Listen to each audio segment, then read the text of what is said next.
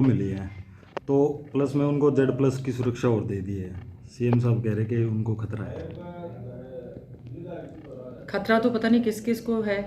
मुख्यमंत्री जी को कल मैंने सुना था, वैसे तो ये सब जुडियस मैटर है, कोर्ट के द्वारा उनको फरलो दिया गया है और कोर्ट का निर्णय है कि कोई रिपोर्ट्स ऐसी होंगी, हो सकता है, पर बाहर तो यही नज़र आ रहा है कि राजनीतिक लाभ के लिए सरकार इस तरह के कार्य कर रही है। पर क्योंकि ये मामला कोर्ट में लंबित है, इसमें ज़्यादा सा हम नहीं कह सकते, लेकिन किसी की भी सुरक्षा प्रोवाइड करवाना वो सरकार की जिम्मेवारी में शामिल होता है। यहाँ तो कह रहे थे कि सीएम की खुद की सिक्योरिटी में, लेकिन विपक्ष के नेता जब हम लोग घेराव कर रहे थे तो हम लोगों को भी धक्के मारे गए थे। विपक्ष के नेता भी जो है हमारे 2 बार के मुख्यमंत्री हैं, लीडर ऑफ ऑपोजिशन है, कैबिनेट रैंक का दर्जा है। पुलिस वालों ने जब धक्के दिए थे तो विधानसभा में हमने जब ये मुद्दा उठाया था तो एक प्रिविलेज मोशन हम लोग लेकर आए थे। प्रिविलेज कमेटी का गठन हुआ था कि क्या कारण है कि चुने हुए नुमाइंदों को विधानसभा के अंदर, विधानसभा के सत्र के दौरान अंदर नहीं जाने दिया जा रहा था। उस पर कमेटी बनी थी, आज तक तो उसकी रिपोर्ट आई नहीं है। तो ये चुन कर इनकी चॉइस है कि किसको सिक्योरिटी दे और किसको ना दे। भी नशा भी बढ़ रहा है और एक्सीडेंट भी हो रहे हैं, मर्डर्स भी हो रहे हैं, तो फिर भी कहीं ना कहीं रोक नहीं लगा रहे हैं। देखिए, बहुत ज़्यादा हरियाणा में आज के समय में लगातार घटनाएं, दुर्घटनाएं, क्राइम, लूटपाट, मतलब इतने सारे हादसे हो रहे हैं। ड्रग्स की जो समस्या है उससे युवा भी पूरी तरह से त्रस्त है। मैं समझती हूँ सरकार को इसको गंभीरता से लेना चाहिए। हरियाणा प्रदेश क्राइम में नंबर 1 होता जा रहा है, बेरोजगारी में नंबर 1, प्रदेश क्राइम में भी नंबर 1 होता जा रहा है। जल्दी से जल्दी सरकार को इसमें संज्ञान लेते हुए सबसे पहले तो युवाओं को रोजगार के नए नए साधन सृजित करने चाहिए, ताकि ड्रग्स जैसी चपेट में हमारा युवा ना आए और हमारा प्रदेश जो है वो अच्छे ढंग से तरक्की भी करे। लॉ एंड ऑर्डर में ये सरकार पूरी तरह से फेल हुई है और सरकार को पूरी मेहनत के साथ इस चीज़ को सुनिश्चित करना चाहिए कि हमारे यहाँ क्राइम जो बढ़ रहा है उस पर इनको रोक लगाने का प्रयास करना चाहिए। % उन्होंने वापस भी लिया तुरंत, लोगों के से भी बातचीत करके, तो कहीं ना कहीं किसी से लोगों से बातचीत नहीं हुई। जब इनको ये लगा पूरी तरह से विरोध हो गया है, नगर पालिका, नगर परिषद, नगर काउंसिल के जो चुनाव होने वाले थे, एकदम से जब आवाज़ निकल कर आई कि लोगों ने इसका बहुत ज़्यादा विरोध शुरू किया है, ये सरकार पूरी जिद्दी और ढीठ किस्म के फैसले लेती है, नहीं मानने वाली है। केवल और केवल जिस प्रकार से राजनीति के लाभ के लिए 3 काले कृषि कानून वापस लिए थे, केवल और केवल क्योंकि चुनाव हैं और चौधरी भूपेंद्र सिंह हुड्डा जी के कहने पर हम लोगों ने एडजर्नमेंट मोशन जमा करवा दिया था कि हम विधानसभा का सत्र नहीं चलने देंगे जब तक आप 5% बढ़ा हुआ विकास शुल्क वापस नहीं लेंगे।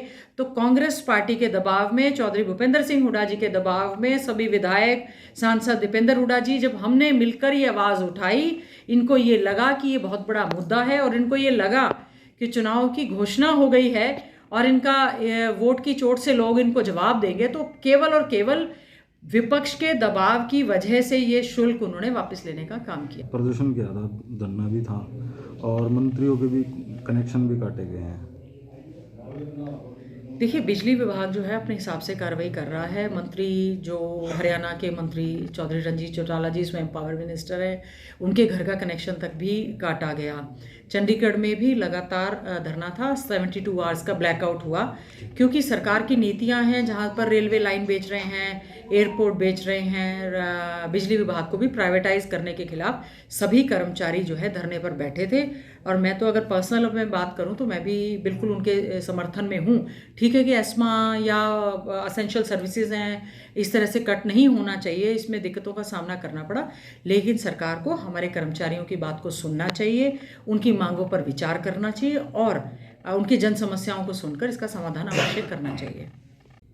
धनखड़ साहब भी मीटिंग ले रहे हैं इधर बीजेपी के वर्करों की, तो कांग्रेस की तरफ से क्या?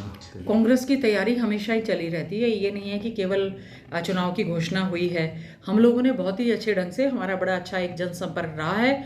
हम सरकार की निंदा करते हैं कि जो चुनाव आज से 6 महीने पहले होने चाहिए थे, उन्होंने 6 महीने के बाद करवाए हैं, क्योंकि किसान आंदोलन चल रहा था, दूसरे मुद्दे थे, सरकार पूरी तरह से फेल थी, इनको गाँव और शहरों में कोई घुसने नहीं दे रहा था।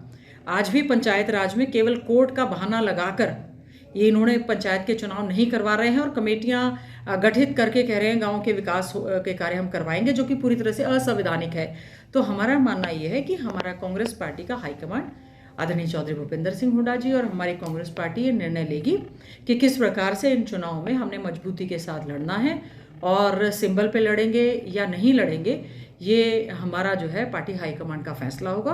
कांग्रेस पार्टी हम लोग पूरी तरह से तैयार है और बहुत मजबूती के साथ हम लोग ये चुनाव लड़ेंगे भी, और कांग्रेस पार्टी सभी नगर निकाय के चुनाव में जो है अपनी जीत हासिल करने का काम करेगी। डिप्टी सीएम आए और उन्होंने सीधा ही विपक्ष पे ही हमला बोला है कि सारी साजिश विपक्ष की है। बिल्कुल, किसान आंदोलन विपक्ष की साजिश, नौकरी नहीं दे पा रहे विपक्ष की साजिश, HPSC में पेपर लीक हो रहा है विपक्ष की साजिश, करोड़ों रुपए के साथ अफसर जो हैं वो दफ्तरों में पाए जा रहे हैं विपक्ष की साजिश। सरकार तो इनकी बनी हुई है, विपक्ष का इसमें क्या रोल है? विपक्ष की जिम्मेवारी मजबूती के साथ सरकार की फेलियर्स को लोगों को बताना। सरकार पूरी तरह से फेल हो चुकी है। डिप्टी जो CM हैं उन्होंने सत्ता लालच में आकर बीजेपी को, पहले तो वो गालियां देते थे, बीजेपी के साथ सरकार बनाई हुई है, जो भी फैसला लेता है या तो कोर्ट में स्टे हो जाता है, क्योंकि इन्होंने तो केवल एक लॉलीपॉप देने का काम युवाओं को दिया है। अगर उन्होंने कोई कानून बनाया है तो वो, अगर उनको लगता है, विपक्ष तो आज ये मुद्दा हम लोग गंभीरता से उठा रहे हैं कि जो डोमिसाइल रेजिडेंट, अगर ये इतना ही हरियाणा एक का नारा देने वाली सरकार है, तो जो डोमिसाइल रेजिडेंट सर्टिफिकेट जो 15 साल का होता था, जिसमें हरियाणा के वासियों को सब प्रकार के हक मिलते थे, क्यों इन्होंने उसको 5% किया और डिप्टी CM अपने मुंह पे टेप लगाकर क्यों बैठे हैं? बाहर के लोग 5 साल के अंदर अंदर हमारे यहाँ के रेजिडेंट हो जाएंगे, हरियाणा के वो वासी हो जाएंगे। जो हमारी स्कीम्स हैं, सोशल जस्टिस की स्कीम्स है, जो हमारी नौकरियां हैं, हमारे जो हरियाणा वासियों को जो लाभ मिलना चाहिए था, शेड्यूल कास्ट, वो रिजर्वेशन पर भी एक कुल्हाड़ी चलेगी। जो schedule caste, backward, BPL, ex serviceman, disable को जो रिजर्वेशन मिल रहा है, 5 साल के अंदर अंदर दूसरे प्रदेश के वासी आकर यहाँ पर जो है वो रिजर्वेशन लेंगे। आने वाले समय में वो नगर पालिका हो, पंचायत हो, विधानसभा, लोकसभा के भी चुनाव लड़ेंगे। तो हमारे हरियाणा के हकों का पूरी तरह से इसमें हनन हो रहा है। ये हमारा बहुत बड़ा एक मुद्दा है जिसको हम विधानसभा में उठाएंगे और उम्मीद करेंगे सरकार के, चाहे वो मुख्यमंत्री हो, चाहे वो डिप्टी CM हो, या कोई भी सरकार के मंत्री पूरी तैयारी से आए और हमारे मुद्दों का वो जवाब देने का काम करें। प्रदेश में हजारों लाखों युवाओं ने, बुजुर्गों ने, हमारे हरियाणा के वासियों ने दम तोड़ा, उनको सही ढंग से शमशान में भी जगह नहीं मिली, और मुख्यमंत्री जी ने विधानसभा के सदन पटल पर खड़ा होकर कह दिया कि ऑक्सीजन की वजह से एक भी डेथ नहीं हुई है। तो हम चाहते हैं, हम कम से कम शिक्षा, स्वास्थ्य के नाम पर, कम से कम जहाँ तक मेरा विषय है, मैं राजनीति नहीं करना चाहती, अच्छी स्वास्थ्य सुविधाएं दे। 10,000 से ज़्यादा मेडिकल, पैरामेडिक, स्टाफ नर्सिस के पद जो है वो खाली पड़े हैं। दवाइयों की एकदम से शॉर्टेज है। डॉक्टर्स वर्कलोड की वजह से इस्तीफे देकर जा रहे हैं। जितने भी हमारे मेडिकल कॉलेजेस आज तक बने हैं उनमें आज तक एक भी रेगुलर डायरेक्टर की नियुक्ति नहीं हुई है। तो हम चाहते हैं जो हमारे कोरोना वॉरियर्स जो है उन पर पूरा ध्यान दें। हमारी आंगनवाड़ी वर्कर बहनें और हेल्पर्स जो हैं लगातार, उनको 80 दिन होने वाले हैं, वो मुख्यमंत्री जी के गृह क्षेत्र से लेकर पूरे हरियाणा में धरना प्रदर्शन कर रहे हैं। तो कोरा बेटी बचाओ बेटी पढ़ाओ का नारा देने की बजाय हमारी आंगनवाड़ी वर्कर्स की जो मांगे हैं, जो कि स्वयं मुख्यमंत्री जी की अनाउंसमेंट है, उनको अर्ध कौशल और कौशल का दर्जा दिया जाए, उनकी मांग पर संज्ञान लें। आशा वर्कर्स जो हमारी बहनें हैं लगातार वो संघर्षरत हैं, उनकी मांगे हैं, उस पर जो है सरकार पूरा संज्ञान ले। एक्सटेंशन लेक्चरर्स आमरण अनशन पर बैठे हुए हैं, उन्होंने बहुत बार जो है घेराव करने का काम किया है, उनकी सरकार जो है बजट में प्रोविजन करे। 1 लाख से ज़्यादा JBT HTET पास युवा खून से पत्र लिख चुके हैं राष्ट्रपति महोदय को, उन पर सरकार संज्ञान ले, डाइट्स में एडमिशन स्टार्ट करे। गेस्ट टीचर्स को जो इन्होंने कहा कि हमने पक्का कर दिया है, उनकी सेवा सुनिश्चित करे, उनको बेनिफिट्स दे। तमाम मुद्दे हैं, किसान से लेकर, जवान से लेकर, बच्चों से लेकर, बूढ़े तक, विकलांग से लेकर हर व्यक्ति इंतज़ार कर रहा है कि ये सरकार पूरी तरह से फेल हो चुकी है। हम चाहते हैं मुख्यमंत्री जी ने जो ये मैराथन बैठकें की हैं, कुछ अच्छा लेकर आएँ। अगर कुछ अच्छा लेकर आएंगे तो हम उनका स्वागत करेंगे। और वैसे मैं कहूँगी कि स्पीकर महोदय ने इस बार जिस दिन बजट पेश होगा उसके बाद ब्रेक दिया है और स्टैंडिंग कमेटीज़ बनाई जाएंगी, उसमें इसकी चर्चा होगी। तो जो भी बजट में अच्छाइयाँ होंगी हम ज़रूर तारीफ करेंगे, और जो कमियाँ रहेंगी कड़े शब्दों में निंदा भी करेंगे और प्रयास करेंगे कि वो हमारी बातों को भी पूरी तरह से सरकार उसका संज्ञान ले और उसको शामिल करने का काम करे। कैसे क्या तैयारियां हैं? इधर CM साहब ने भी बजट को लेकर लोगों से चर्चाएं की हैं, उन लोगों की राय भी ली है। देखिए, हरियाणा विधानसभा में 2 तारीख को महामहिम राज्यपाल महोदय का अभिभाषण होगा और जैसा कि कार्यक्रम घोषित हुआ है 7 तारीख को प्रदेश के मुख्यमंत्री, जो कि वित्त मंत्री भी हैं, वो बजट पेश करेंगे। ये कोई पहली बार नहीं है कि बजट पेश हो रहा है। प्रयास किया सरकार ने सबसे बात करें। क्या सरकार के संज्ञान में नहीं है कि आज बेरोज़गार जो हैं वो धक्के खा रहे हैं, उनको बेरोज़गारी भत्ता देना है, बुढ़ापा पेंशन बुजुर्गों की काटी जा रही है, उनको सही समय पर पैसा देना है। किसान हमारा जो आंदोलन था उनके ऊपर मुकदमे दर्ज थे। एमएसपी की लड़ाई थी जो कि आज तक सुनिश्चित नहीं हुई। बेमौसमी बारिश की वजह से किसानों की फसल जो है पूरी तरह से बर्बाद हो गई। स्पेशल गिरदावरी अगर कहीं हुई भी है तो किसानों को मुआवजा नहीं मिला। प्रधानमंत्री फसल बीमा योजना का मुआवजा कोई नहीं मिला है।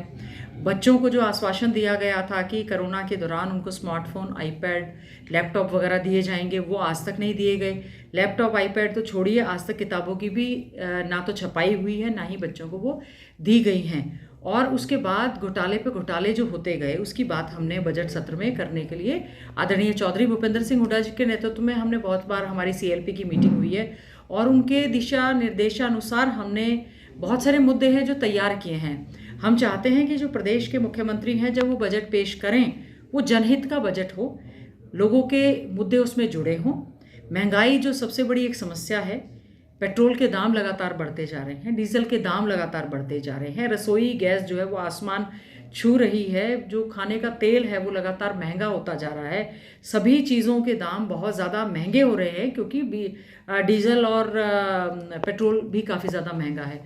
आज पूरी तरह से व्यापारी भी त्रस्त है, कर्मचारी त्रस्त हैं, युवा बेरोजगार त्रस्त हैं, महिलाएं और बहन बेटियां। ये सरकार क्या है, बजट तो इनके हाथी के दांत दिखाने के कुछ और है और खाने के कुछ और हैं। अब जैसे बजट पेश होने से पहले ही जो विकास शुल्क लगा दिया 5% कलेक्टर रेट पर, उसमें आदरणीय चौधरी भूपेंद्र सिंह हुड्डा जी के दिशा निर्देशानुसार हम लोगों ने, विधायकों ने, जिसमें कि मैं भी उसमें शामिल हूँ, हम लोगों ने इस चीज़ का पुरजोर विरोध किया और हमने विधानसभा में एडजर्नमेंट मोशन लगाया, काम रोको प्रस्ताव की सभी कामों को रोककर आप ये देखें कि आप ऐसे में क्यों इतनी बड़ी मार लोगों पर डाल रहे हैं, क्यों आप 5% का जो एनहांस आपने जो शुल्क लगाया है, क्योंकि फिर कहेंगे कि जो हमने बजट पेश किया है हमने उसमें कोई बोझ नहीं लगाया, कोई टैक्स नहीं लगाया। उससे पहले इस तरह की मार करने का काम सरकार ने किया। तो ठीक है, मुख्यमंत्री जी बात कर रहे हैं, ये भी उनकी एक इवेंट मैनेजमेंट का हिस्सा है।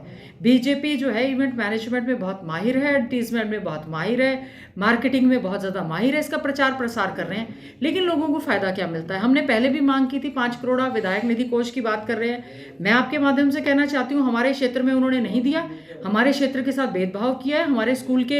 हमारे क्षेत्र के स्कूल जो हैं, कितने सारे बिल्डिंग उनकी ऑलरेडी डैमेज हो चुकी हैं, बार बार मांग कर रहे हैं, उन्होंने उसका पैसा नहीं दिया।